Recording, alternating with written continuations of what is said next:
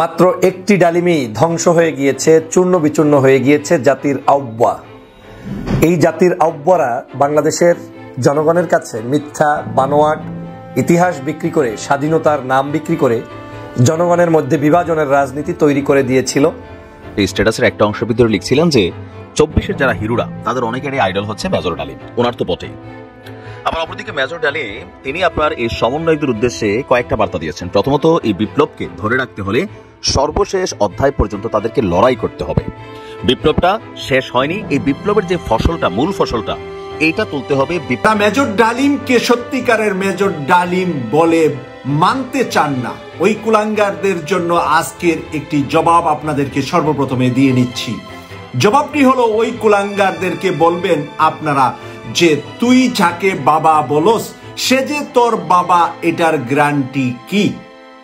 বঙ্গবন্ধুর অন্যতম খুনি ডালিম, যিনি মেজর ডালিম নামে পরিচিত, যার ইতিমধ্যে ফাঁসির হুকুম হয়েছে এবং ফাঁসির দড়ি তার মাথার উপরে ঘুরছে, যে পলাতক অবস্থাতে সারা পৃথিবীতে ঘুরে বেড়াচ্ছে, সে গতকালকে ইউটিউবের একটি লাইভে এসেছিল। এটি নেটিজেনদের মধ্যে একটি চাঞ্চল্য তৈরি করেছিল, বিশেষ করে বাংলাদেশিদের মধ্যে এক ধরনের চাঞ্চল্য তৈরি করেছিল। কারণ আসসালামু আলাইকুম দর্শক, নতুন একটি ভিডিওতে আপনাকে স্বাগতম। বাংলাদেশের যে বর্তমান রাজনৈতিক পরিস্থিতি এবং প্রেক্ষাপট সৃষ্টি হয়েছে তারই আলোকে বেশ কয়েকটা গুরুত্বপূর্ণ ভিডিও নিয়ে হাজির হয়েছে, যার কিছুটা অংশ বিশেষ ভিডিওর শুরুতেই দেখছেন। দর্শক, ভিডিওর শুরুটা দেখেই কিন্তু বুঝতে পেরেছেন আজকের নিউজটা কতটা গুরুত্বপূর্ণ হতে চলেছে। তাই বলবো, যারা ভিডিওটি দেখছেন না টেনে সম্পূর্ণ ভিডিওটি মনোযোগ সহকারে দেখতে থাকুন, তাহলে আজকের বিষয়টা বুঝতে পারবেন। দর্শক, এই বিষয়ে আর কিছুই বলবো না, চলুন দেখে আসি আজকের সেই কাঙ্ক্ষিত ভিডিওগুলো। তার আগে বলবো, যারা এখনও চ্যানেলটি সাবস্ক্রাইব করেননি অবশ্যই সাবস্ক্রাইব করে পাশে থাকা বেল বাটনটি অন করে দিবেন, আর যারা ইতিমধ্যে সাবস্ক্রাইব করেছেন তাদেরকে অসংখ্য ধন্যবাদ। তো চলুন দর্শক, ভিডিওতে একটি লাইক দিয়ে ধারাবাহিকভাবে সবগুলো ভিডিও দেখে আসি। যা কন্টিনিউ করেছিল তার কন্যা অবৈধ ফ্যাসিস্ট শেখ হাসিনা, কিন্তু মাত্র একটা ডালিম, এই একটা ডালিমই ধ্বংস করে দিয়েছে তাদের সকল ক্ষমতার মিথ্যাচার এবং তাদের সকল প্রকার জনগণের উপরে চাপিয়ে দেয়া বিকৃত ইতিহাস। আপনারা দেখেছেন বাংলাদেশের ইতিহাসে এমন কোনো নজির এর আগে কখনো কেউ দেখেনি যে ইউটিউবের লাইভে সাংবাদিক ইলিয়াস সাহেবের পরিচালনায় গতকালকের যে শোটি অনুষ্ঠিত হয়েছে, একত্রে 8 লক্ষাধিক মানুষ যখন দেখতে ছিল, তখন সারা পৃথিবীর বাংলা ভাষাভাষী মানুষরা জাতির আহ্বার ইতিহাস শুনতে ছিল। এই যে জাতির আহ্বা, এই জাতির আহ্বা জনপ্রিয় নাকি ডালিম জনপ্রিয়, সেটা গতকালকের প্রমাণিত হয়েছে। জনগণ দেখেছে যে একজন মেজর ডালিম, একজন বীর মুক্তিযোদ্ধার 50 বছর পরে জনগণের সামনে তার চেহারাটা উত্থাপিত হয়েছে কিংবা আলোচনা অনুষ্ঠিত হয়েছে, তারপরেও জনগণ তাকে কি পরিমাণ শ্রদ্ধা করে, ভালোবাসে, নিজের প্রয়োজনীয় সময় নষ্ট করে এই ব্যক্তির বক্তব্য শোনার জন্য অধীর আগ্রহে অপেক্ষায় থাকে। বাংলাদেশে যখন আহ্বার সন্তান শেখ হাসিনা কোনো বক্তব্য দিতেন, তখন তাদের নিজস্ব পেজেও 200-500 মানুষকে যখন জামায়াত করতে পারতেন না, সেই মুহূর্তে জাতির কাছে দিকপাল হয়ে দৃষ্টান্ত উপস্থাপন করলেন সাংবাদিক ইলিয়াসের নেতৃত্বে এই মেজর ডালিম সাহেব।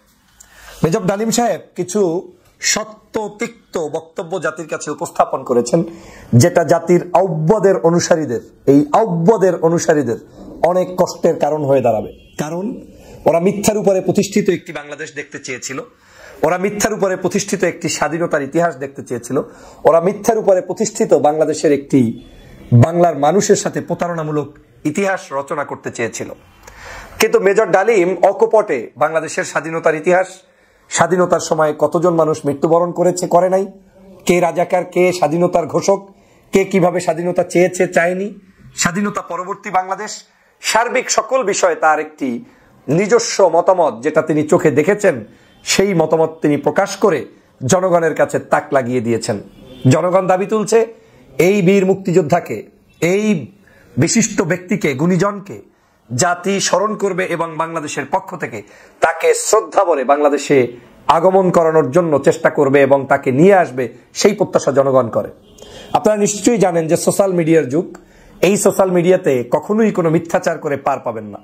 আপনি গতকালকে যে বক্তব্য দিবেন, আজকে সেই বক্তব্যের উইথ এভিডেন্স যদি আপনার প্রমাণ না থাকে, তাহলে আজ নতুন করে আপনাকে জাতির কাছে প্রশ্নবিদ্ধ হতে হবে। শেখ হাসিনা প্রতিদিন মিথ্যাচার করত, স্বাধীনতার ঘোষক নিয়ে মিথ্যাচার করত, স্বাধীনতার যুদ্ধ নিয়ে মিথ্যাচার করত, স্বাধীনতায় আওয়ামী লীগের অবদান নিয়ে মিথ্যাচার করত। এক বাক্যে কখনোই সত্য কথা তিনি বলতেন না। মেজর ডালিম অকপটে শেখ হাসিনার ব্যক্তিগত জীবন নিয়ে পর্যন্ত কথা বলেছেন, বৈবাহিক জীবন নিয়ে কথা বলেছেন, শেখ মুজিবের সকল প্রকার কর্ম পদ্ধতি নিয়ে তিনি কথা বলেছেন। কথা বলে জাতির কাছে তিনি এখন একজন স্মরণীয় ব্যক্তিতে রূপান্তরিত হয়েছেন। আমি একটা পোল দিয়েছিলাম, মাত্র সেখানে 3% ভোট জাতির আহ্বা পান নাই। এই যে জাতির আহ্বা, এই 3% পান নাই এখন পর্যন্ত। আর 97% ভোট মেজর ডালিম সাহেব পেয়েছেন। আমি শুধু লিখেছি ভালোবাসি ডালিম মুজিব।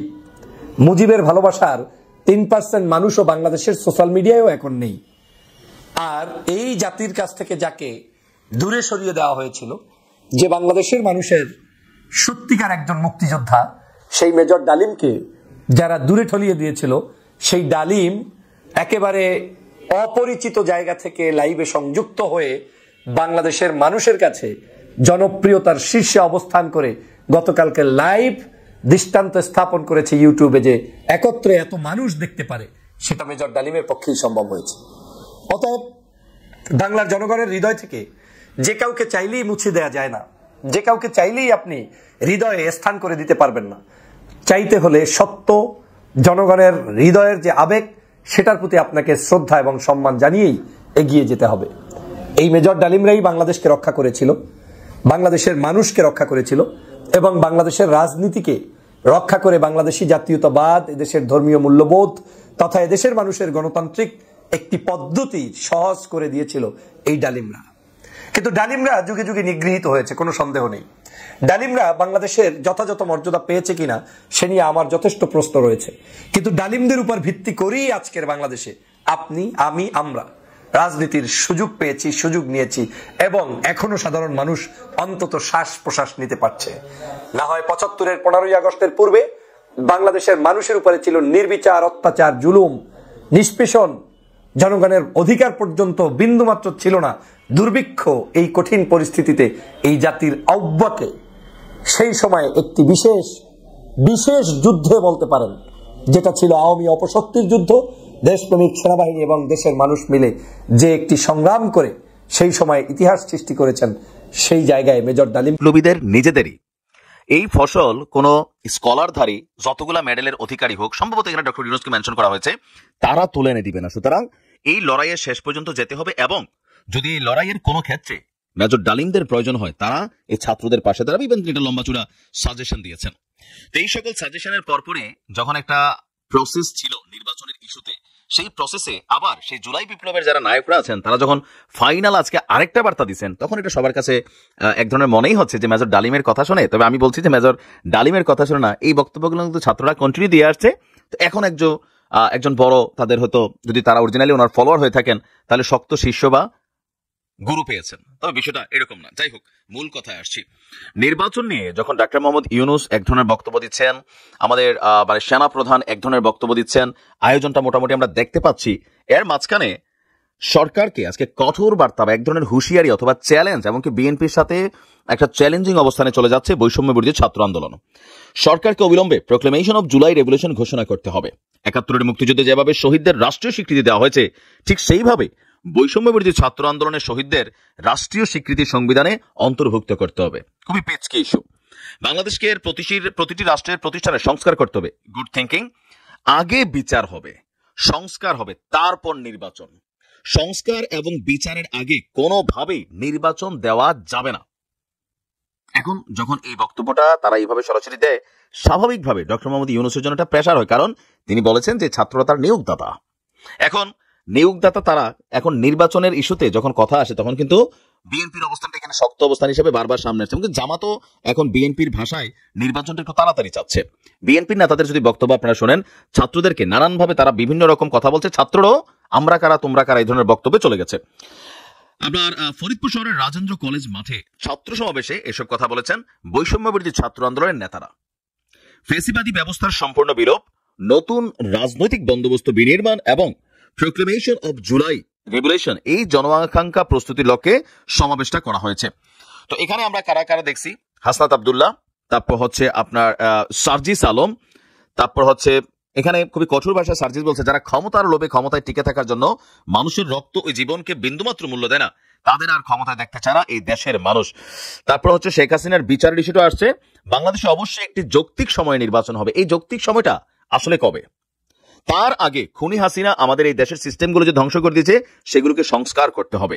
এখন ছাত্রদের যে বক্তব্য, এই বক্তব্য আগামী 2, 4, 5, 10 বছরও মনে হয় না এই দেশে নির্বাচন হবে। কারণ কি, এখানে আওয়ামী লীগের বিচার যে প্রক্রিয়াটা, এটা কিন্তু খুব সোজা না। বিষয়টা এমন না যে আপনি নর্মাল একটা অপরাধ করলাম, জেলে গেলাম, তারপর এটা হয়ে গেল। এগুলা রাজনৈতিক বিচার একটা লম্বা সময় ধরে হয়। তো সেই ক্ষেত্রে আমরা যদি ধরি মিনিমাম লেভেলে, তো এরপরে তারা আছে সবাই ভাগরা। তো আপনি একটা রায় দিলেন, এরকম রায় লইয়া তো মেজর ডালিমও বিদেশে বসে আছে, তাই না? তাকে দেশে এনে বিচারটা করতে পারছে, আওয়ামী লীগ সরকার পারে নাই। তো সেখানে শেখ হাসিনা আছে কোথায়? দুর্গের ভিতর ভারতে। তারা নিয়ে এসে বিচার করবে এই অন্তর্বর্তী সরকার? এতটুকু আমাদের শক্তিশালী এই সরকারটা। মোদীর সরকার এখন পর্যন্ত কথাই বলে না ঠিক মতো ডক্টর মোদী ইউনূসের সাথে। তো এই সরকারের কাছে ফেরত দিবে আপনার মনে হয়? এগুলো আসলে সম্ভব না, বা যদিও সম্ভব হয় লম্বা চূড় একটা সময়। ভারতের সাথে যে সম্পর্কের জায়গা, সেখান থেকে আওয়ামী লীগের মেইন যে বেসিস ফাউন্ডেশন সেক্টরটা পুরোটাই ভারতে। আপনি রায় দিতে পারবেন, এখন বিচার হইতে হবে, বিচার বাস্তবায়ন করতে হবে। এই শব্দটা ব্যবহার করলে লম্বা চূড়া সময় যাবে, যেটা বিএনপি জীবনও দিবে না। তো এখন তাদের দাবিটা, তাদের পয়েন্ট অফ ভিউতে যৌক্তিক, কারণ এখানে তাদের নিজস্ব জীবনের নিরাপত্তা ইস্যু আছে। এটা যে সত্যি, আজকে তোর মাকে গিয়ে জিজ্ঞাসা কর এটা তোর সত্যিকারের বাবা কিনা, নাকি তুই যাকে আব্বা বলছস সে তোর আব্বা না। এই প্রশ্নটা যদি ছুড়ে দেন, তাহলে ওই কুলাঙ্গাররা টের পাবে মেজর ডালিম যে সত্যিকারের মেজর ডালিম, তা তার বোধগম্য হবে এই উত্তরের মাধ্যমে। কিছু কিছু কুলাঙ্গার, আমি 2টি ভিডিও ইতিমধ্যে পোস্ট করেছি, এটা 3 নাম্বার ভিডিও হবে মেজর ডালিমকে নিয়ে। সেই 2টি ভিডিওতে কিছু কিছু কুলাঙ্গার কমেন্টস লিখেছে এটা যে সত্যিকারের মেজর ডালিম, তার কি প্রমাণ আছে? প্রমাণ দেন। তাই আজকে প্রমাণ দিলাম, তোর মাকে গিয়ে তুই জিজ্ঞাসা কর এটা যে তোর বাবা সত্যিকারের বাবা কিনা, তুই যাকে আব্বা বলস, নাকি তুই কোনো করসপন্ডেন্সের মাধ্যমে তুই জন্ম নিয়েছস, সেটা তোর মাকে জিজ্ঞাসা করলে যেরকম সত্যি হবে। আর মেজর ডালিম যে এটা সত্যিকারের মেজর ডালিম, এবং আমাদের প্রিয় সাংবাদিক, আমাদের সকলের প্রাণের অংশ সাংবাদিক ইলিয়াস হোসেন ভাই যাকে নিয়ে আসছিলেন, তিনি সত্যিকারের মেজর ডালিম, এতে কোনো সন্দেহ করার কোনো সুযোগ নাই। প্রিয় দর্শক, সেই কারণে আজকের এই ভিডিওটা একটু শক্ত কথা হয়তো বলেছি আমি। আপনারা কেউ মনে করতে পারেন মাসুদ ভাই খেপে গিয়েছেন কেন? কিছু কিছু সময়ে খেপে যেতে হয়, কারণ আপনাকে যদি জিজ্ঞাসা করা হয় এটা আপনার আব্বা কিনা, তখন আপনার মেজাজটা কেমন খারাপ হবে। মেজর ডালিম হলেন বাংলার একজন গৌরবময় পিতা, বাংলাদেশের মানুষের ভালোবাসার অংশ, যারা বাঁচিয়েছিলেন জাতিকে 75 সালে, জাতিকে যারা রক্ষা করেছিলেন, তাদেরকে নিয়ে সন্দেহ করার মতো দুঃসাহস যে কুলাঙ্গারা দেখা, তাদের জন্যই এই জবাব। আপনারা যারা ভালো কমেন্টস লিখেছেন, আপনাদেরকে সেলুট দিচ্ছি। যারা মেজর ডালিমকে ভালোবাসেন, তাদের প্রতি থাকলো আমার ভালোবাসা। এবার আমি তুলে ধরছি মেজর ডালিম সাহেবের বেশ কয়েকটি গুরুত্বপূর্ণ তথ্য আপনাদের সামনে। সেই ইন্টারভিউতে যে গুরুত্বপূর্ণ কথাগুলো বলেছেন, তার মধ্যে কয়েকটি গুরুত্বপূর্ণ কথা। শেখ মুজিবুর রহমানকে পাকিস্তানের কারাগার থেকে বের করার পরে তাকে জিজ্ঞাসা করা হলো আপনি কিভাবে বাংলাদেশে যাবেন, আপনার তো বাংলাদেশি কোনো পাসপোর্ট নাই। তখন তিনি বললেন আমি ব্রিটিশ হয়ে, লন্ডন হয়ে বাংলাদেশে যেতে চাই। তখন তাকে লন্ডনে আনা হলো। লন্ডনে কয়েকদিন উনি ছিলেন, তারপরে উনি বাংলাদেশে ফেরত যান। তখন লন্ডনে একজন ব্রিটিশ সাংবাদিক তার ইন্টারভিউ নিচ্ছিলেন যে এবারের মুক্তিযুদ্ধে কতজন মানুষ মৃত্যুবরণ করেছে বলে আপনার কাছে তথ্য এসেছে। তিনি বললেন 3 মিলিয়ন। এটা 3 মিলিয়ন নয়, বঙ্গবন্ধু শেখ মুজিবুর রহমানকে বাংলায় বলে দেওয়া হয়েছিল যে এখানে 3 লক্ষ মানুষ মারা গিয়েছে। তা এখন উনি 3 লক্ষকে 3 মিলিয়ন বলে ফেলেছেন। 3 মিলিয়ন হলে এটা 30 লক্ষ হয়ে যা, কিন্তু ইংরেজিতে শব্দটা হবে 300,000। 300,000 এর পরিবর্তে উনি বলে ফেলেছেন 3 মিলিয়ন। সেখান থেকেই 3 মিলিয়ন মানে 30 লক্ষ বিশ্বব্যাপী প্রচারটা করে দিয়েছেন বঙ্গবন্ধু শেখ মুজিবুর রহমান। আর সেই প্রচারটা এখনো কন্টিনিউ আছে বলে উল্লেখ করেছেন মেজর ডালিম। মেজর ডালিম আরো যে কয়েকটি গুরুত্বপূর্ণ কথা বলেছেন, কাজী নজরুল ইসলামের মতো এমন একজন প্রতিভাবান কবি থাকতে কিভাবে একজন ভারতীয় নাগরিক বাংলাদেশের জাতীয় সঙ্গীত তার গানকে বানিয়ে দিতে পারে জাতীয় সঙ্গীত। আপনারা জানেন যে এই জাতীয় সঙ্গীতটি একটি নারীকে উদ্দেশ্য করে সে বানিয়েছিলেন, এবং সেটাকে সে বাংলাদেশের জাতীয় সঙ্গীত হিসাবে ঘুরিয়ে দিয়ে তার কিছু ওয়ার্ড পরিবর্তন করে দিয়ে এটা বাংলাদেশের মানুষের উপরে চাপিয়ে দেওয়া হয়েছে। এটাও উনি কিন্তু উল্লেখ করেছে। এর আগে ব্রিগেডিয়ার জেনারেল আজমি এই কথাটা বলেছিলেন যে বাংলাদেশের জাতীয় সঙ্গীত পরিবর্তন করতে হবে। আমরা ব্রিগেডিয়ার আজমিকে মনে করেছিলাম আয়নাগড়ে থেকে ওনার ব্রেন নষ্ট হয়ে গিয়েছে, উনি কি বলছে। কিন্তু আজকে 50 বছর পরে জাতির সামনে আসে মেজর ডালিম যখন একই কথা বলছে, দুজনই সেনা অফিসার, দুজনই সেনাবাহিনীর কর্মকর্তা, তাই আজকে মেজর ডালিমের কাছ থেকে স্বীকৃতিটা ব্রিগেডিয়ার আজমির কথার স্বীকৃতি চলে আসছে বলে আমি মনে করছি। বুদ্ধিজীবীদেরকে পাকিস্তান নয় পাশের দেশ ভারতই হত্যা করেছে বলে উল্লেখ করেছেন মেজর ডালিম। এখানে যুক্তি হলো 14 তারিখ রাতে পাকিস্তানি সোলজাররা যখন আত্মসমর্পণ করতে যাচ্ছে তখন আত্মসমর্পণের আগ মুহূর্তে জেলখানায় ঢুকে বুদ্ধিজীবীদেরকে হত্যা করার মতো তাদের কোনো অবস্থা বাংলাদেশে ছিল না। মুজিব মারা যায়নি, একটি সেনা অভ্যুত্থানে নিহত হয়েছে। বাকশাল বিদায়ের পরে কোটি কোটি মানুষ রাস্তায় নেমে এসেছে, শুকরিয়া আদায় করেছে। মুজিব মারা যায়নি, মারা গেছে বলা যাবে না, এটা সেনা অভ্যুত্থানে তাকে নিহত করা হয়েছে। এটি একটি সেনা অভ্যুত্থান ছিল এবং সেনা অভ্যুত্থানের সাথে কে জড়িত ছিল সবকিছু ডিটেলস সেখানে তিনি বলেছেন, আমি আবার আপনাদেরকে রিপিট করছি না। শেখ মুজিব তার জুলুমের মাত্রা এতটাই তীব্র করেছিলেন, স্বৈরাচারী আচরণের মতো, যে তখন মানুষ রবের কাছে মুক্তি চাচ্ছিলেন যে তার জুলুমের অবসানের জন্য। মানুষ আল্লাহর কাছে দোয়া করছিলেন, প্রত্যেকে তার নিজ নিজ ধর্মীয় সিস্টেমে, তার ধর্মীয় উপাসনালয়ে গিয়ে দোয়া করছিলেন যে শেখ মুজিবের যন্ত্রণা থেকে যেন মানুষ বাঁচতে পারে। সেই কথাটা তিনি এখানে উল্লেখ করেছেন। মুজিবের মৃত্যুর পরে লাখো লাখো মানুষ রাস্তাঘাটে, অন্দরে বন্দরে মিছিল বের করেছিলেন, তাদেরকে আমরা ডেকে আনি নাই, সবাই স্বতঃস্ফূর্তভাবে অংশগ্রহণ করেছিল। এভাবেই জনস্বীকৃতি পেয়েছিল ধানমন্ডি 32 নম্বরের সামরিক অভ্যুত্থান। তিনি বলছেন সামরিক অভ্যুত্থানটি এভাবেই জনগণের কাছে স্বতঃস্ফূর্তভাবে জনগণ মাঠে নেমে এসেছিল। তার সাথে তুলনা করা যায় 24-এর 5ই অগাস্টের যে গণ আন্দোলন হয়েছে, সংগ্রাম হয়েছে, তার মেয়ে যেভাবে পালিয়ে গিয়েছে, সেভাবেই জনগণ 75-এর 15ই আগস্ট, একই মাসের 10 দিনের ব্যবধান মাত্র, সেই একই মাসে বের হয়ে এসেছিলেন 75-এ, বের হয়ে এসেছিলেন 24 সালে। সকল মুক্তিযোদ্ধার আড়ালে এটা ছিল আওয়ামী লীগের দেশকে ভারতের কাছে বেচে দেওয়ার একটা প্রজেক্ট। মুক্তিযুদ্ধের নামে পাকিস্তানের সাথে বাংলাদেশকে আলাদা করা, এটা কোনো আওয়ামী লীগের কোনো ছিল না, যে স্বাধীনতা যুদ্ধ করে মুক্তি দেওয়া বাংলাদেশের মানুষের পরিকল্পনা ছিল না। এটা আওয়ামী লীগ এবং ভারতের পরিকল্পনা ছিল দেশটাকে ভারতের কাছে বিক্রি করে দেওয়া, ভারতের একটি নতুন প্রদেশ হিসাবে পূর্ব বাংলা ঘোষণা করা। কিন্তু পূর্ব বাংলা তাদের নতুন প্রদেশ ঘোষণা, তাদের পশ্চিম বাংলা আছে, সেটার সাথে একদিন পূর্ব বাংলাকে মিলিয়ে বাংলাকে বিশাল করার জন্য, ওইদিকে 7 সিস্টারের ভিতরে রয়েছে বাংলা ভাষার কয়েকটি রাজ্য, সবগুলা মিলে তারা বাংলা নামক একটি বিশাল প্রদেশ তৈরি করতেন। সেই পরিকল্পনা নিয়ে ইন্দিরা গান্ধী বাংলাদেশকে সহযোগিতা করেছে। এটা বঙ্গবন্ধু শেখ মুজিবকে ব্যবহার করে তার মাধ্যমে পাকিস্তানকে ভেঙে দিয়ে বাংলাকে তাদের মধ্যে নিয়ে যাওয়ার জন্য, তাদের 7 সিস্টারের নিরাপত্তার জন্য, তাদের দেশকে শক্তিশালী করার জন্য, তাদের দেশকে বড় করার জন্য, তাই বাংলাকে তারা সহযোগিতা করেছিল। এটা সকল মুক্তিযোদ্ধা উনি বলছেন, যিনি পাকিস্তান থেকে এসে জিয়াউর রহমানের আন্ডারে নিজে মুক্তিযুদ্ধে অংশগ্রহণ করেছিলেন। মুক্তিযুদ্ধের মাঝামাঝি সময়তে নাকি উনি এই বিষয়টা টের পেয়েছেন এবং বুঝতে পেরেছিলেন। সর্বশেষ দুঃখের সাথে যেই কথাটি উনার তুলে ধরে আমি শেষ করব, সেই কথাটি হলো নিম্মি ক্যান্সারে ছিল, তাকে হাউস অ্যারেস্ট করে রাখা হয়েছিল 1996 সাল থেকে। 96 সালে শেখ হাসিনা আসার পরে ওনার স্ত্রী ক্যান্সার রোগে আক্রান্ত, তাকে হাউস অ্যারেস্ট করে রাখা হয়েছিল, তার কোনো চিকিৎসা নেওয়ার সুযোগ ছিল না। এমনকি খালেদা জিয়া 2001 সালে ক্ষমতায় আসার পরে 5 বছর ক্ষমতায় ছিলেন, কিন্তু উনার স্ত্রীকে পাসপোর্ট দেন নাই, যার কারণে ক্যান্সারে দুকে দুকে উনার স্ত্রী ঘরেই মারা গিয়েছে। একটা দীর্ঘ সময় ধরে সাধারণ মানুষের জানা ছিল না যে এই খুনি কোথায় আছে, সে বেঁচে আছে না মরে গেছে। গতকালকে ইউটিউবের লাইভের ফলে এতটুকু নিশ্চিত হয়ে গেছে সে বেঁচে আছে, যদিও এটি ডালিম কিনা সেটা নিয়েও প্রশ্ন এসেছে।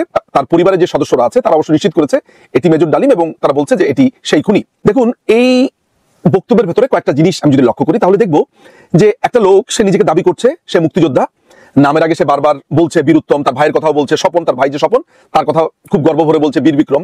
তার মানে মুক্তিযুদ্ধ এই লোকটির কাছে একটি গুরুত্বপূর্ণ বিষয়। মুক্তিযুদ্ধ চলাকালীন সময় যখন জিয়াউর রহমানকে ভারতের তার বেইজে নিয়ে আসা হলো, অর্থাৎ কল্যাণীতে, সে যখন কল্যাণীতে অবস্থান করছিল, তখন ডালিম বলছিল যে জিয়াউর রহমানের সাথে তার সবচেয়ে সখ্যতা ছিল, যে কোনো সময় জিয়াউর রহমানের কাছে এক্সেস ছিল, এবং মুক্তিযুদ্ধের সময় নাকি ডালিম বুঝতে পেরেছিল যে এটি ভারতের চালে যুদ্ধ হচ্ছে। প্রিয় দর্শক, আপনি কি একবার ভেবে দেখেছেন যে এই প্রশ্নটা আপনার মাথাতে আসতে পারে বা আসা উচিত যে মুক্তিযুদ্ধ যদি ভারতের চাল বলে মুক্তিযুদ্ধের সময় আপনার মনে হয়ে থাকে, আপনি মুক্তিযুদ্ধ করেছিলেন কেন ফার্দার? আর মুক্তিযুদ্ধ যদি ভারতের চাল হয়ে থাকে তাহলে তো সেই মুক্তিযুদ্ধ আপনার জন্য অনেক ঘৃণার একটা ব্যাপার, আপনি সেটা নেবেন না কখনো, এটাতে আপনি গৌরববোধ করবেন না। কিন্তু মুক্তিযুদ্ধের পরে যে মুক্তিযুদ্ধের তকমা আপনাকে দেওয়া হলো বীর উত্তম, সেটি আপনি আপনার গায়ে জড়ালেন কেন? কিংবা আপনার পরিবারের আপনার যে ছোট ভাই স্বপন, সে স্বপনও তো বীর বিক্রম, তার গায়ে জড়ালো, সেটা নিয়েও দেখি আপনার গর্ব আছে, কোনো আক্ষেপ আমি দেখতে পাচ্ছি না। নাম্বার 1 প্রশ্ন। আপনারা দ্বিতীয় প্রশ্নটা খুবই গুরুত্বপূর্ণ, আমার কাছে মনে হয় যে এই প্রশ্নটা আপনারা উত্থাপন করতে পারেন, এটাকে আমার খুবই তাৎপর্যপূর্ণ মনে হয়। আপনারা যদি ডালিমের লাইভটা দেখেন তাহলে ডালিমের লাইভে একটা কথা পরিষ্কারভাবে বলা আছে যে মুক্তিযুদ্ধের সময় তারা সেনা পরিষদ নামে একটি সংগঠন গঠন করে এবং জিয়াউর রহমানকে কোরআন শরীফ হাতে ছুঁয়ে শপথ করানো হয় যে সে তাদের দলে এসেছে এবং এই সংগঠনের কথা ক্ষমতায় যাওয়ার আগ পর্যন্ত তারা কেউ কাউকে বলবে না।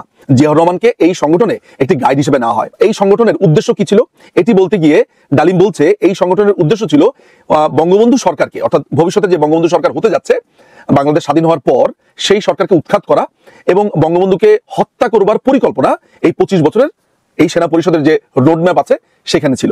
আমার এই কথাটা যদি আরেকবার আপনার কাছে মনে হয় যে দেখি তো ডালিম কি বলেছে, আপনারা সেই লাইভ থেকে দেখতে পারেন, আমি আর এখানে জুড়ে দিলাম না, কারণ এখানে কপিরাইটের অনেকগুলো ইস্যুজ আছে।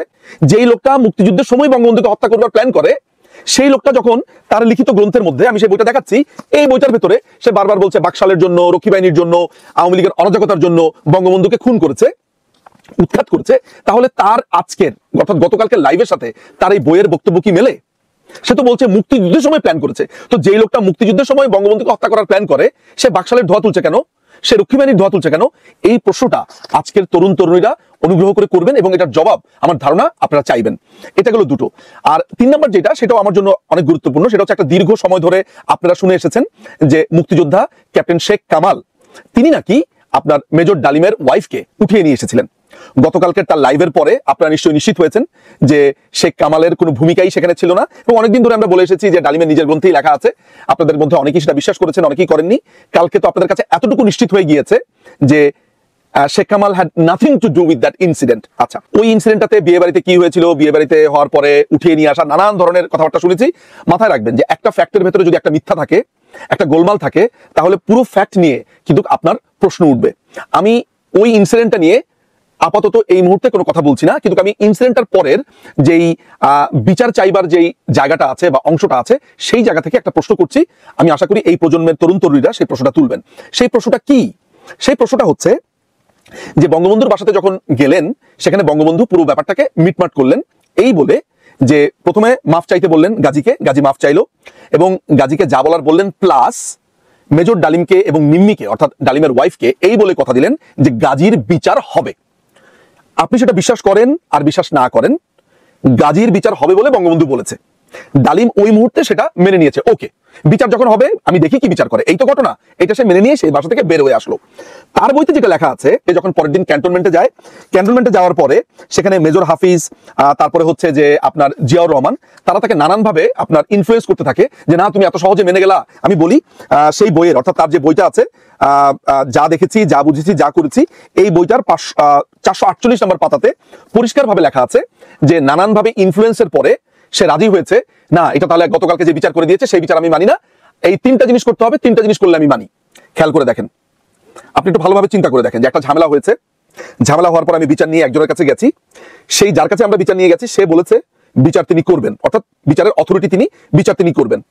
রিজনেবলি যদি আমি চিন্তা করি তাহলে সেই লোকটাকে আমি কয়দিন সময় দিব? ন্যূনতম আমি যদি ব্যক্তিগতভাবে রিজনেবলি চিন্তা করি, আমি তাকে 7 দিন সময় দিব, 7 days। মনে করা যাক আমার থেকেও আরো কম সময় দিতে অনেকে আগ্রহী, না 7 দিন দিব না, 1 দিন সময় দিবেন, 3 দিন সময় দিবেন, 5 দিন, মানে আপনারা যাই বলেন না কেন ন্যূনতম তো 1 দিন সময় দিবেন। ওই 1 দিন সময়ও বঙ্গবন্ধুকে দেওয়া হয়নি। পরের দিন ক্যান্টনমেন্টে গিয়ে তারা সেনাপ্রধান শফিউল্লাহর মাধ্যমে বঙ্গবন্ধুর কাছে চাপ প্রয়োগ করে যে তাদের 3টা দাবি মানতে হবে। খেয়াল করে দেখেন, বঙ্গবন্ধু বিচারের আশ্বাস দেওয়ার পরেও যখন এই বাড়াবাড়িটা করা হচ্ছে, সেইটাকে আপনি কি প্রশ্নবিদ্ধ করেন যে ভাই তোমার তো উনি বললো যে এটার বিচার উনি করবেন এবং অলরেডি সেই লোক তোমার কাছে মাফও চাইছে। তাহলে বঙ্গবন্ধু যদি বিচারের কথা বলে এবং তুমি যদি সেইখানে মেনিমুখের মতো সেটা মেনেও নাও, তুমি সেই সময় প্রতিবাদ করলা না কেন? না মানি না, মানি না, তুমি তো সেখানে মেনে নিলা। মেনে নেওয়ার পরে তুমি তাকে দায়িত্ব দিলা, দায়িত্ব দেওয়ার পরে তুমি বাসায় এসে বললা আমি মানি না, এটা তোমার ছ্যাঁচড়ামি। এবং তুমি কি শর্ত দিয়েছো সেটা একটু আমি দর্শকদের উদ্দেশ্যে পড়ে শোনাই, তোমার বই থেকে আমি বলছি। 448 পাতাতে তুমি লিখেছো যে গাজীকে তার সংসদ পদ এবং অন্যান্য সমস্ত সরকারি পদ থেকে এই মুহূর্তে অব্যাহতি দিয়ে তাকে এবং তার অবৈধ অস্ত্রধারীকে অবিলম্বে আরবির হাতে সোপর্দ করতে হবে প্রধানমন্ত্রীকে, যাতে করে আইন অনুযায়ী তাদের সাজা হয়।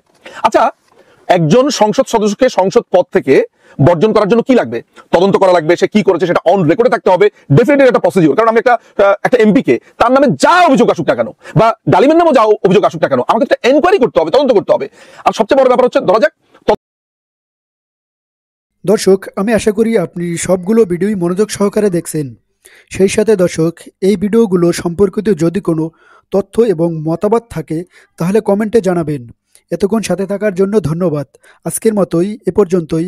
আল্লাহ হাফেজ।